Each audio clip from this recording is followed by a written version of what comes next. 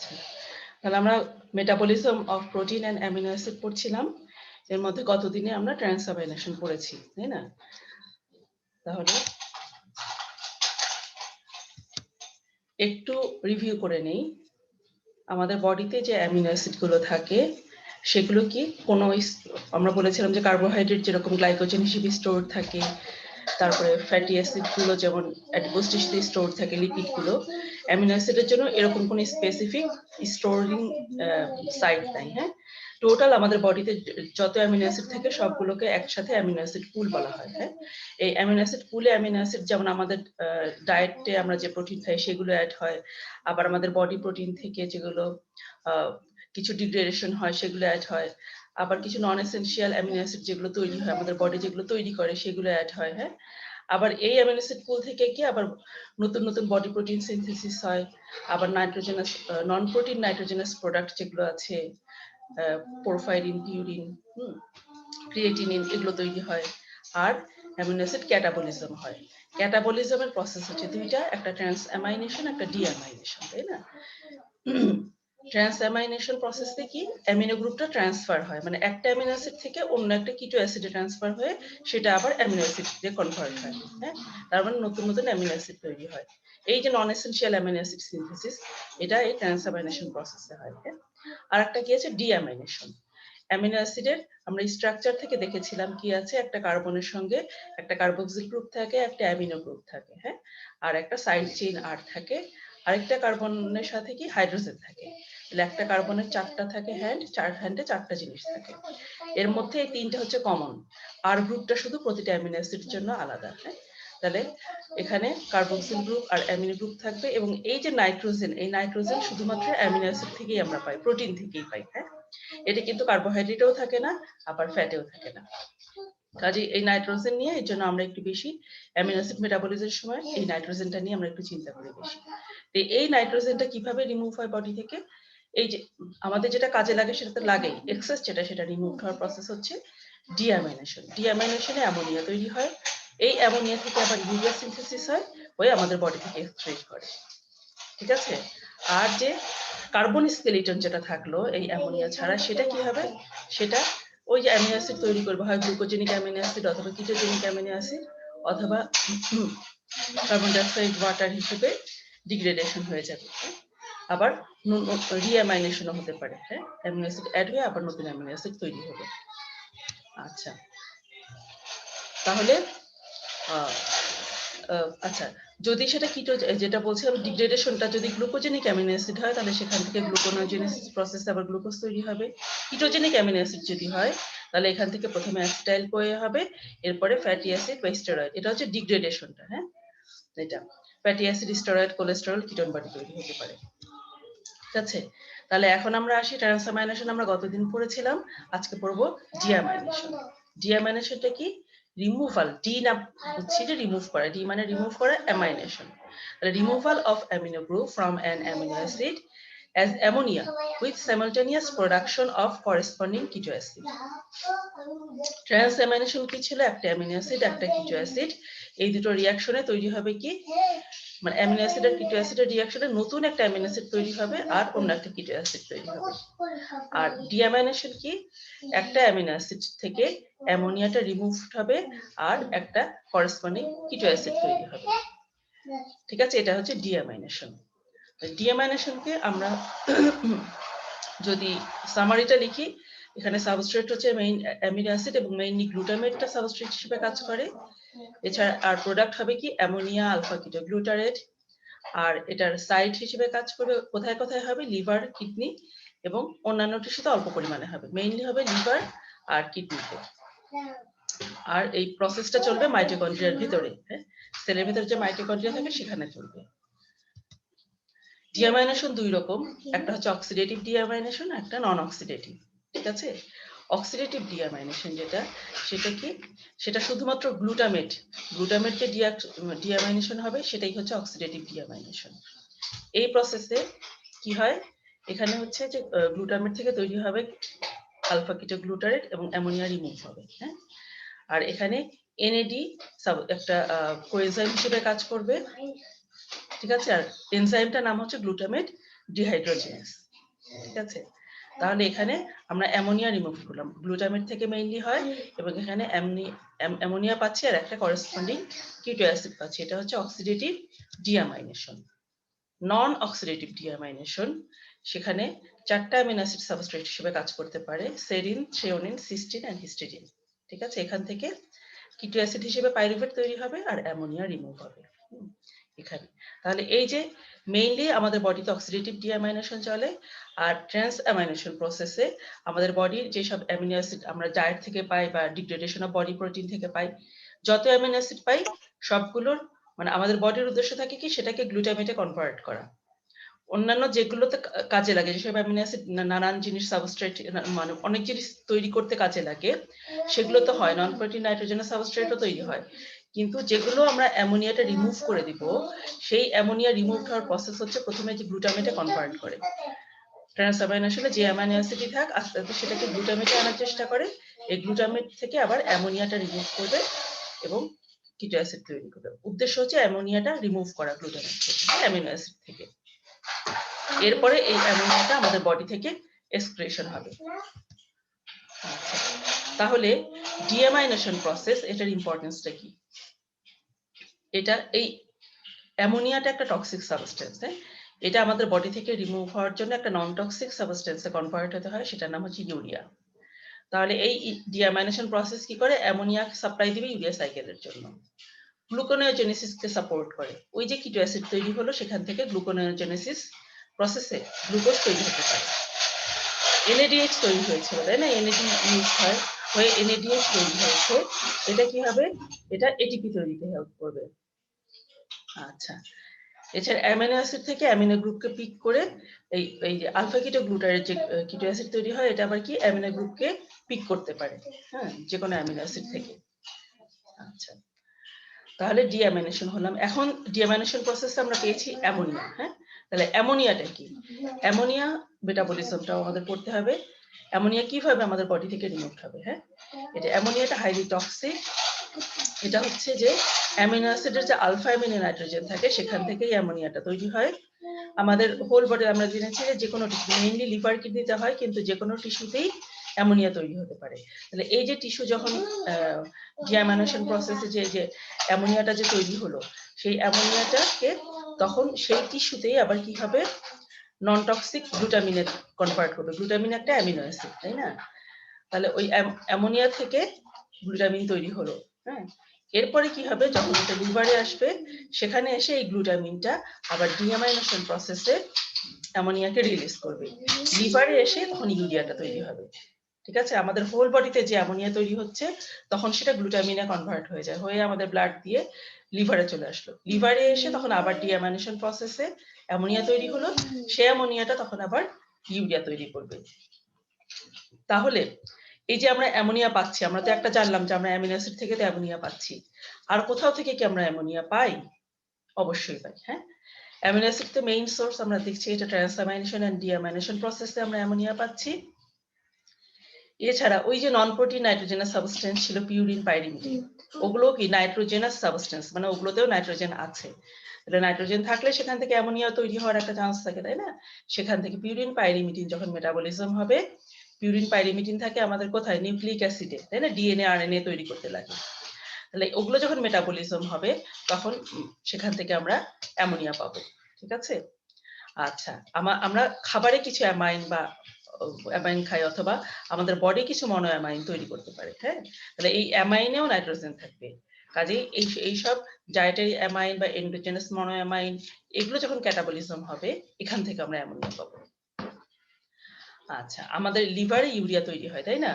ইউরিয়াটা কি হয়? আমাদের বডি থেকে এক্সক্রিট হয় ইউরিনের মাধ্যমে। কিছু ইউরিয়া কি হয়? ইন্টেস্টাইনে গিয়ে, ইন্টেস্টাইনে ব্যাকটেরিয়া থাকে, ব্যাকটেরিয়াতে একটা এনজাইম থাকে ইউরিয়েজ, ঠিক আছে? এই ইউরিয়েজ অ্যাক্টিভিটিতে ইউরিয়াটা তখন কনভার্ট হবে অ্যামোনিয়াতে।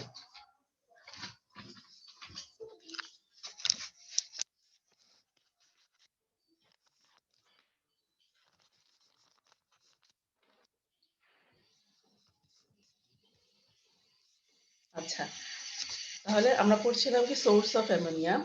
সেখানে কি ব্যাকটেরিয়া যখন ইউরিয়াস অ্যাক্টিভিটি করবে, মানে ইউরিয়াতে কাজ করবে, ব্যাকটেরিয়াতে ইউরিয়াস নামে একটা এনজাইম থাকে, এটা ইউরিয়ার উপর কাজ করে অ্যামোনিয়া রিলিজ করতে পারে ইউরিয়া থেকে। সেটা ইন্টেস্টাইনাল লুমেনে হবে এবং খুবই অল্প পরিমাণে হবে। আচ্ছা, গ্লুটামিন এই অ্যামিনো অ্যাসিড, একটা অ্যামিনো অ্যাসিড, এটা হচ্ছে কিডনিতে অথবা ইন্টেস্টাইনে গ্লুটামিনেজ নামে একটা এনজাইম থাকে। এই গ্লুটামিনেজ এনজাইমটা গ্লুটামিনের উপর কাজ করে সেখান থেকে অ্যামিনো অ্যাসিড রিলিজ করতে পারে। ঠিক আছে, তাহলে আমরা এই যে অ্যামোনিয়া নিয়ে কথা বলছি, একটা টক্সিক সাবস্টেন্স, এটা মেইনলি তৈরি হবে অ্যামিনো অ্যাসিড থেকে। তাছাড়া আর থেকে আসবে, পিউরিন পাইরিমিডিন থেকে আসবে, ডায়েটারি অ্যামাইন, এন্ডোজেনাস মনোঅ্যামাইন থেকে আসবে। ইউরিয়াটা ইন্টেস্টাইনাল লুমেনে অল্প কিছু পরিমাণে ব্রেকডাউন হয়ে অ্যামোনিয়া তৈরি করতে পারে। আর একটা কি আছে, গ্লুটামিন, হ্যাঁ, সেটা কি কিডনিতে এবং ইন্টেস্টাইনে এখান থেকে অ্যামোনিয়া তৈরি হয়।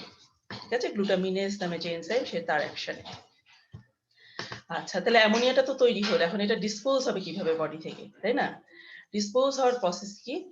একটা হচ্ছে যে ইউরিয়া ফর্মেশন হবে, হয়ে বডি থেকে এক্সক্রিট করবে। ঠিক আছে, বডি থেকে রিমুভ হবে। আর একটা কি হতে পারে, এই অ্যামোনিয়াগুলো গ্লুটামিন থেকে যেমন অ্যামোনিয়া তৈরি হয়, আবার অ্যামোনিয়া থেকেও আবার গ্লুটামিন তৈরি হতে পারে। তাহলে গ্লুটামিন তৈরি হবে কোথায়? মাইটোকন্ড্রিয়ার ভেতরে। কোন মাইটোকন্ড্রিয়া? ব্রেইন, লিভার, কিডনি এবং মাসলে। হ্যাঁ, এটা গ্লুটামিনে কনভার্ট হতে পারে অ্যামোনিয়াগুলো। আর একটা লিভারে কি হয়, গ্লুটামেটে কনভার্ট হয়। ঠিক আছে, এটা। আর একটা প্রসেস অ্যামোনিয়া এক্সক্রিশনে, সেটা কি? অ্যামোনিয়াম আয়ন হিসেবে ইউরিন দিয়ে এক্সক্রিশন হবে। ঠিক আছে, অ্যামোনিয়াটা হাইড্রোজেন আয়ন নিয়ে অ্যামোনিয়াম আয়নে কনভার্ট হবে এবং ইউরিন দিয়ে এক্সক্রিশন হবে। ঠিক আছে, তাহলে route of excretion of ammonia কি কি? মেইনলি প্রথমে অবশ্যই বলবে তোমার ইউরিয়া, হ্যাঁ, মেইনলি ইউরিয়া হিসেবে। এছাড়া গ্লুটামিন, গ্লুটামেট এবং অ্যামোনিয়াম আয়ন হিসেবে এক্সক্রিশন হতে পারে। ঠিক আছে, আচ্ছা, অ্যামোনিয়া তো আমরা বলছি টক্সিক। এটা আমরা কিভাবে বডি থেকে রিমুভ করা যায় সেটা চিন্তা করছি, কিন্তু শুধু কি টক্সিক সাবস্টেন্সে অ্যামোনিয়ার কি কোনো কাজ নাই? আছে, হ্যাঁ। এটা বলা হচ্ছে যে শুধু এটা ওয়েস্ট প্রোডাক্টই না, এটা কি হবে, আমাদের বডিতে কিছু কম্পাউন্ড তৈরি হয় এই অ্যামোনিয়া থেকে। হ্যাঁ, যেমন এই যে গ্লুটামিন তৈরি করলাম, গ্লুটামিন থেকে তৈরি হতে পারে, অথবা ডিরেক্টলি অ্যামোনিয়া থেকে সেও আমাদের বডির কোনো একটা সাবস্টেন্স তৈরি হতে পারে। হ্যাঁ, আর একটা কি, অ্যামোনিয়াম। এই যে অ্যামোনিয়াম হিসেবে যেটা কিডনি দিয়ে রিমুভ হচ্ছে, এটা কিন্তু আমাদের বডির অ্যাসিড বেস ব্যালেন্সকে মেইনটেইন করে। ঠিক আছে, তাহলে এটা একটা ইম্পর্টেন্ট কাজ অ্যামোনিয়া। আচ্ছা, অ্যামোনিয়া থেকে তাহলে কি কি তৈরি হয়? ওই যে বললাম যে সরাসরি তৈরি হয় অথবা গ্লুটামিনের মাধ্যমে। সেটা কি? নন এসেনশিয়াল অ্যামিনো অ্যাসিড তৈরি হতে পারে, পিউরিন পাইরিমিডিন তৈরি হতে পারে, অ্যামিনো সুগার তৈরি হয়, অ্যাসপারাজিন তৈরি হয়।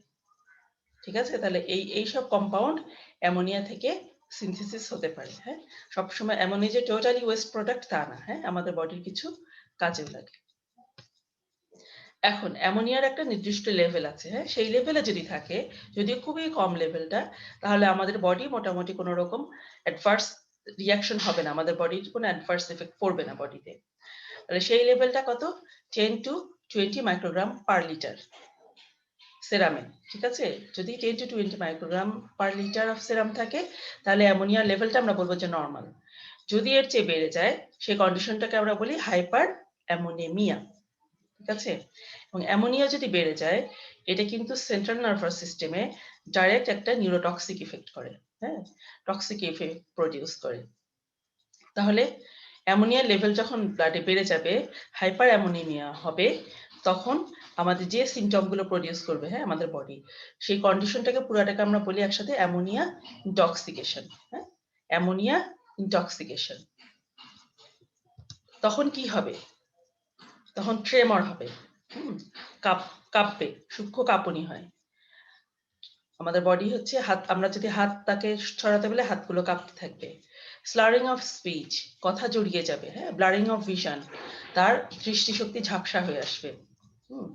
এছাড়া সমনোলেন্স, মানে তার বুদ্ধি ঠিক মতো কাজ করবে, ঘুম ঘুম ভাব হবে। হ্যাঁ, ভমিটিং, ঠিক আছে, বমি হবে। সেরিব্রাল ইডিমা, ব্রেইনে সেরিব্রামি ইডিমা, মানে আমাদের ব্রেইন গুলো সোয়েলিং হবে, ওখানে ইডিমা হবে। হ্যাঁ, কমা, মানে জ্ঞান হারিয়ে ফেলবে, আলটিমেটলি ডেথ হতে পারে যদি ট্রিটমেন্ট না করা হয়। কাজে হাইপার অ্যামোনিমিয়া বা অ্যামোনিয়া ইনটক্সিকেশন, এটা আমাদের সিরিয়াসলি এটা চিন্তা করতে হবে যদি কারো এরকম হয়। হ্যাঁ, তার ট্রিটমেন্ট করতে হবে, প্রম্পট না, কারণ সেটা ডেথ পর্যন্ত করতে পারে। ঠিক আছে?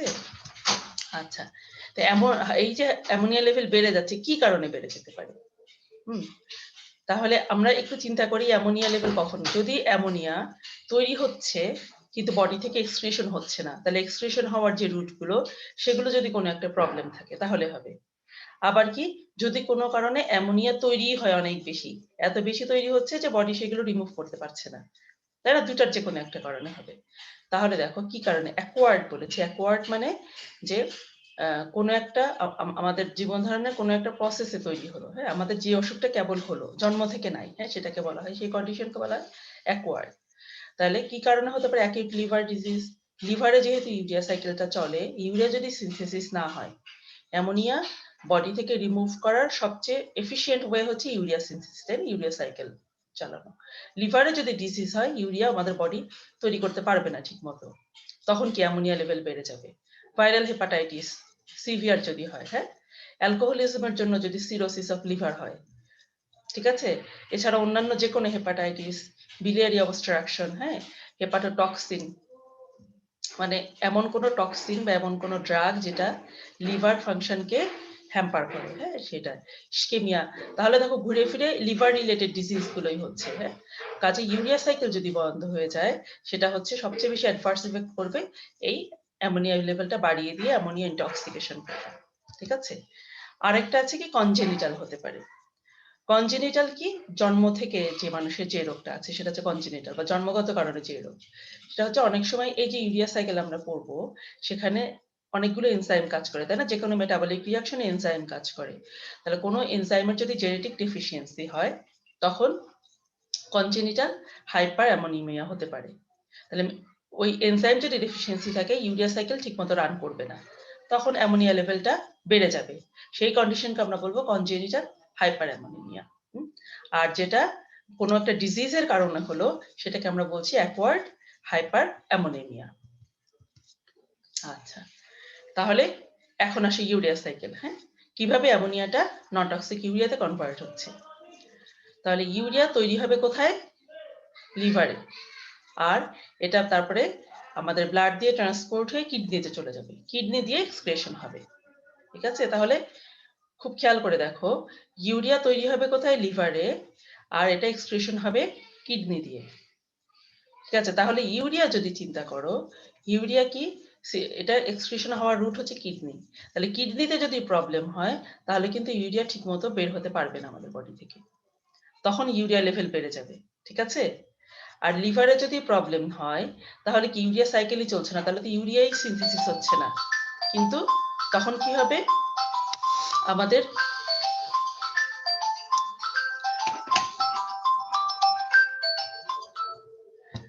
তাহলে ইউরিয়া যদি তৈরি না হয় আমাদের বডিতে, তখন কি হবে, যে তখন তো তৈরি কি বেড়ে যাচ্ছে কি, অ্যামোনিয়া। ঠিক আছে? হাইপার অ্যামোনিয়া হবে, অ্যামোনিয়া ইনটক্সিকেশন হবে। তাহলে লিভার ডিজিজের সাথে রিলেটেড কি, অ্যামোনিয়া ইনটক্সিকেশন, আর কিডনি ডিজিজের সাথে রিলেটেড ইউরিয়া লেভেল বেড়ে যাওয়া। ঠিক আছে? তাহলে কোন অর্গান দিয়ে এক্সক্রিশন হচ্ছে সেটা আমরা মাথায় রাখবো। যেই অর্গানে তৈরি হয় সেই অর্গানে যদি ডিজিজ হয়, জিনিসটা তৈরি হবে না। হ্যাঁ, আর যে অর্গান দিয়ে এক্সক্রিশন হবে সেই অর্গানে যদি ডিজিজ হয়, তাহলে জিনিসটা এক্সক্রিশন হবে না, হ্যাঁ, বেড়ে যাবে লেভেলটা। এটা আচ্ছা, এখন আসো, আমরা এই যে বলেছিলাম ইন্টেস্টাইনে ইউরিয়াস নামে যে ব্যাকটেরিয়াল এনজাইমটা থাকে, সেটা কি ইউরিয়া খুব অল্প পরিমাণে ইউরিয়াকে কনভার্ট করতে পারে। হ্যাঁ, এটা অ্যামোনিয়া এবং কার্বন ডাই অক্সাইডে কনভার্ট হবে। আচ্ছা, একটা ইউরিয়া তৈরি হতে আমাদের লিভারে যে ইউরিয়া তৈরি হয়, তাই না, একটা ইউরিয়া সিনথেসিসের জন্য কি কি লাগবে? 3টা এটিপি লাগবে, 3 molecules of ATP, 1 molecule of ammonium, আর একটা 1 molecule অফ অ্যাসপার্টেট। ঠিক আছে? এই 3টা জিনিস কনজিউম করবে, 3টা জিনিস মিলিয়ে তৈরি হবে ইউরিয়া, একটা ইউরিয়া। আর এই সাইকেলে 5টা এনজাইম লাগবে, আমাদের কাজ করবে। হ্যাঁ, টোটাল 6টা অ্যামিনো অ্যাসিড এই সাইকেলে পার্টিসিপেট করে। হ্যাঁ, যদিও অ্যামিনো অ্যাসিড গুলো আবার রিসিনথেসিস হয় সাইকেলের ভিতরে, হ্যাঁ, কিন্তু পার্টিসিপেট করবে 6টা অ্যামিনো অ্যাসিড, আর কনজিউম করবে, সিনথেসিসের কাজে লাগবে শুধু অ্যাসপার্টেটটা। ঠিক আছে? তাহলে ইউরিয়া সাইকেলের সামারি যদি আমরা চিন্তা করি, এটা সাবস্ট্রেট হিসেবে কাজ করবে অ্যামোনিয়া, প্রোডাক্ট হবে ইউরিয়া, কোথায় হবে এটা? সাইট হচ্ছে liver, and compartment mitochondria and cytosol. তাহলে এই যে কম্পার্টমেন্ট একটু খেয়াল করো, এই মাইটোকন্ড্রিয়া আমরা প্রথমে মেটাবলিজম যখন শুরু করেছিলাম পড়ানো, তখন আমরা কম্পার্টমেন্ট সম্পর্কে কিছু আইডিয়া দিয়েছিলাম, তাই না? যে কোন কম্পার্টমেন্টে কোন সাইকেলটা চলে। কোন মেটাবলিক প্রসেস শুধুমাত্র সাইটোসলে হয়, কোন মেটাবলিক প্রসেস শুধু মাইটোকন্ড্রিয়ায় হয়, আর কোন মেটাবলিক প্রসেস মাইটোকন্ড্রিয়া সাইটোসল দুটাতেই হয়। সরি। আচ্ছা, তাহলে এটা হচ্ছে ইউরিয়া, দেখতে পাচ্ছি স্ট্রাকচার। ইউরিয়া থেকে এই যে অ্যামিনো গ্রুপ আছে দুইটা, এই অ্যামিনো গ্রুপটা কোত্থেকে আসে? একটা হচ্ছে অ্যামোনিয়া থেকে আসে, আর একটা হচ্ছে অ্যাসপার্টিক থেকে আসে, ঠিক আছে? আর এই যে কার্বনটা তো কার্বন ডাই অক্সাইড থেকে আসে, ঠিক আছে?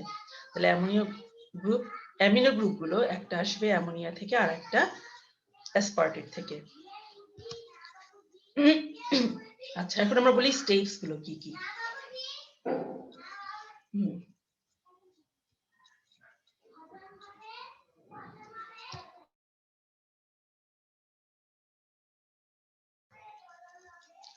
তার প্রথম স্টেপস কি? এটা হচ্ছে condensation of ammonia with carbon ডাই অক্সাইড, ঠিক আছে? অ্যামোনিয়াম এর সাথে কার্বন ডাই অক্সাইড কনডেনসেশন হবে, তৈরি হবে কার্বামাইল ফসফেট।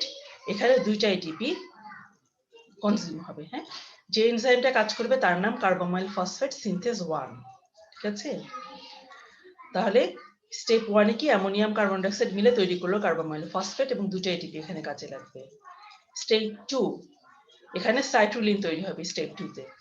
কোত্থেকে আসবে? কার্বামাইল ফসফেট তো আছে, এর সাথে অর্নিথিন, হ্যাঁ, আরেকটা অ্যামিনো অ্যাসিড অ্যাড হবে, হয়ে অর্নিথিন কার্বামাইল ট্রান্সফারেজ নামে এনজাইমের অ্যাকশনে তৈরি হবে সাইট্রুলিন, ঠিক আছে? স্টেপ 3, এখানে স্টেপ 3 তে তৈরি হবে আর্জিনিনো সাকসিনেট, ঠিক আছে? কি থেকে তৈরি হবে? ওই যে সাইট্রুলিন তৈরি হলো, তার সাথে অ্যাসপার্টেট অ্যাড হবে, হয়ে তৈরি হবে আর্জিনিনো সাকসিনেট। আর এটার এনজাইম হচ্ছে আর্জিনিনো সাকসিনেট সিনথেজ এনজাইমের নাম। হ্যাঁ, এখানে এটিপি লাগবে। তাহলে এর আগের নাম্বার 1 স্টেপে দুটো এটিপি লাগলো, এখানে একটা এটিপি, তিনটা এটিপি আমরা পেয়ে গেলাম। অ্যাসপার্টেট এখানে আমরা পাচ্ছি, অ্যামোনিয়ামও পেয়েছি। হ্যাঁ, এবার হচ্ছে কি আর্জিনিনো সাকসিনেট তৈরি হলো, এখান থেকে আর্জিনিন আর ফিউমারেট তৈরি হবে, ঠিক আছে? এটা ক্লিভ হবে। ক্লিভ করার জন্য এনজাইম লাগবে আর্জিনিনো সাকসিনেট লাইয়েজ, ঠিক আছে? এরপরে লাস্ট স্টেপ নাম্বার 5 স্টেপস, এখানে কি ইউরিয়া তৈরি হবে। কোথায়? এই যে আর্জিনিনটা তৈরি হলো, আর্জিনেজ এনজাইম দিয়ে ব্রেকডাউন হয়ে ইউরিয়া আর অর্নিথিন তৈরি করবে।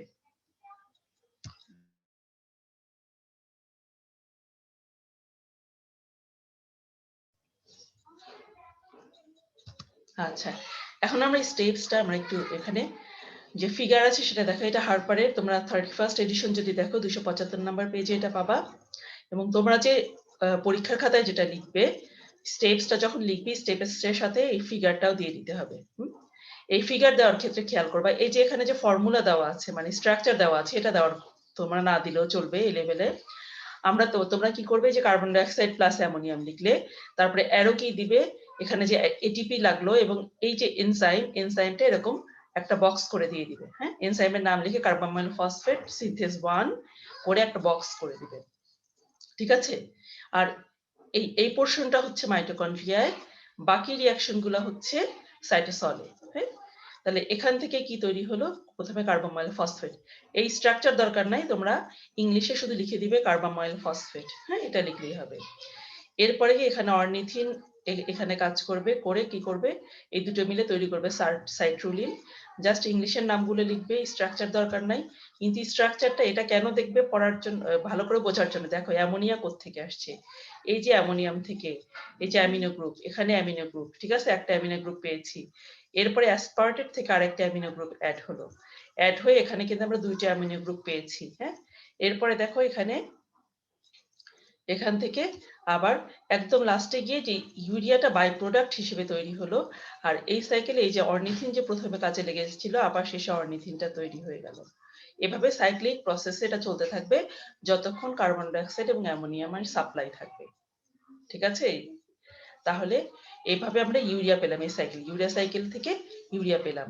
তোমরা এই স্টেপসটা যখন রিটেনে লিখবে তখন কি করবে, শুধুমাত্র এই যে সবগুলো এনজাইমের নাম লিখবে, অ্যারো কি গুলো খেয়াল করো, কোত্থেকে কি কি অ্যাড হচ্ছে সেগুলো, কোনো স্ট্রাকচার দিতে হবে না, বাকি সব জিনিসগুলো দিবে, কোথায় এটিপি অ্যাড হচ্ছে এবং কোথায় কি প্রোডাক্ট তৈরি হচ্ছে, হ্যাঁ, এগুলো সব দিয়ে দিবে। তাহলে এখন আসি ইউরিয়া সাইকেলের ইম্পর্টেন্সটা কি। আমরা তো এতক্ষণে তো তোমরা বুঝেই গেছো এটা ইউরিয়া সাইকেলের মেইন ইম্পর্টেন্স কি। এই যে অ্যামিনো গ্রুপটা, এটার হচ্ছে মেজর ডিসপোজাল ফর্ম, ঠিক আছে। 90% নাইট্রোজেন কন্টেইনিং কম্পাউন্ড, মানে ইউরিয়াটা হচ্ছে আমাদের বডি যত নাইট্রোজেন আছে তার মধ্যে 90% কেই রিমুভ করে ইউরিয়া হিসেবে। তাহলে এগুলো মেইনলি ইউরিন দিয়ে রিমুভ হয় এবং ইউরিনের 90% হচ্ছে ইউরিয়া হিসেবে রিমুভ হয়। আচ্ছা, toxic ammonia is converted to non-toxic urea. Any defect in this cycle leads to hyperammonemia, যেটা আমরা একটু আগে বললাম। আর্জিনিন, এই সাইকেলে যেটা আর্জিনিন তৈরি হয় সেটা আবার প্রোটিন সিনথেসিসে কাজে লাগে। ফিউমারেট যেটা তৈরি হয় সেটা কি টিসিএ সাইকেলের একটা পার্ট, হ্যাঁ, ওটা টিসিএ সাইকেলের পার্ট না, এবং গ্লুকোনোজেনেসিস সিনথেসিস মানে গ্লুকোজ তৈরি করতে কাজে লাগে।